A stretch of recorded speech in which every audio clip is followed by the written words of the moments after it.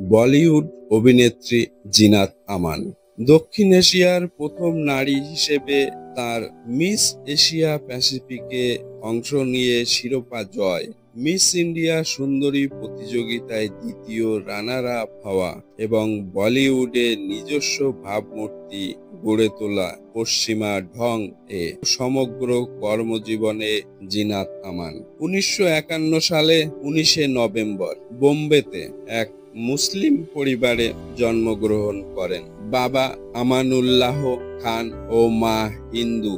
মুঘল ই আজম পাকিজার ন্যায় চলচ্চিত্রে তার বাবা পাণ্ডুলিপি লেখক ছিলেন। জিনাতের বয়স 13 বছর থাকাকালীন বাবার মৃত্যু হয়, ফলে তার মা পুনরায় জার্মান নাগরিক হেইনজের সাথে বিবাহ বন্ধনে আবদ্ধ হন। জিনাতের মা জার্মান নাগরিকত্ব পেলেও দাম্পত্য জীবনে অসুখী ছিলেন, ফলে জিনাতের 18 বছর বয়সে ভারতে ফিরে আসেন। রাজা মুরাদ তার চাচাতো ভাই।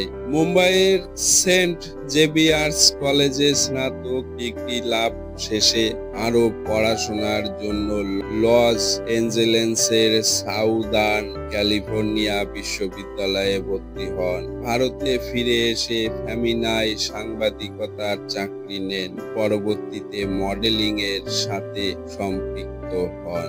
মিস ইন্ডিয়ায় দ্বিতীয় রানার আপ মনোনীত হয়ে 1970 সালে মিস এশিয়া প্যাসিফিক প্রতিযোগিতায় শিরোপা লাভ করেন। 1970 ও 80 এর দশকে বলিউডের হিন্দি চলচ্চিত্রে অভিনয় করেছেন।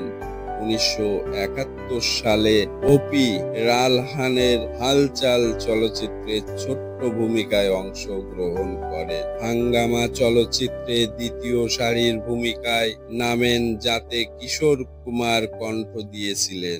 দুটি চলচ্চিত্রই ব্যবসা করতে ব্যর্থ হয়, ফলে তিনি ভারত ছেড়ে মায়ের সাথে জার্মানিতে চলে যান। হরে রামা হরে কৃষ্ণা 1971 সালে এই চলচ্চিত্রের মাধ্যমে ব্রেক থ্রু আসে তার। বিএফজে পুরস্কার ও ফিল্মফেয়ার বেস্ট সাপোর্টিং অ্যাক্টরস জিতে নেন। জিনাত আমান একটি রূপান্তর অভিনয় জীবন ও সমাজে স্বাধীন ও সাহসী নারীর যাত্রা।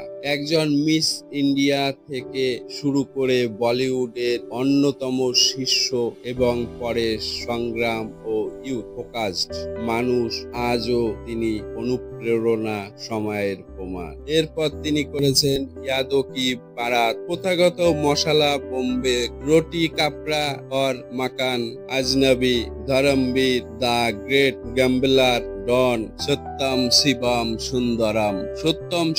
সুন্দরম এ তার অভিনয়ের জন্য বিপুল সাড়া পায়। জিনাত আমান যেসব পরিচালকের সঙ্গে কাজ করেছেন তারা হলেন দেবানন্দ, মনোজ কুমার, নাসির হুসেন, রাজ খোসলা, রমেশ সিপ্পি, ফিরোজ খান, প্রকাশ মেহরা, রাজ কাপুর, ক্রিস, সাধনা, অমিত খান্না। জিনাত আমান মূলত এমন পরিচালকদের সঙ্গে কাজ করেছেন যারা সাহসী, আধুনিক এবং নতুন ধারার গল্প করতে চাইতেন। তার অভিনয় জীবনের মাধ্যমে তিনি অনেক ক্লাসিক সিনেমাকে কালজয়ী করে তুলতেন। জিনাত আমান 1970 থেকে 1980 এর দশকে বলিউডের প্রায় সব শীর্ষ নায়কের সঙ্গে অভিনয় করেছেন। তাদের মধ্যে উল্লেখযোগ্য অভিনেতা হলেন দেবানন্দ, অমিতাভ বচ্চন, রাজেশ খান্না, ধর্মেন্দ্র, ফিরোজ খান, শশী কাপুর, জিতেন্দ্র, বিনোদ খান্না, রাজ বাব্বার। জিনাত আমান অনেক বিখ্যাত জুটির অংশ ছিলেন এবং বলিউডে এক আধুনিক, সাহসী ও গ্ল্যামারাস নারীর প্রতীক হিসেবে চিহ্নিত হয়েছিলেন। জিনাত আমান ভারতের প্রথম নারী হিসেবে এই আন্তর্জাতিক খেতাব জয় করেন মিস এশিয়া প্যাসিফিক ইন্টারন্যাশনাল 1970 সালে।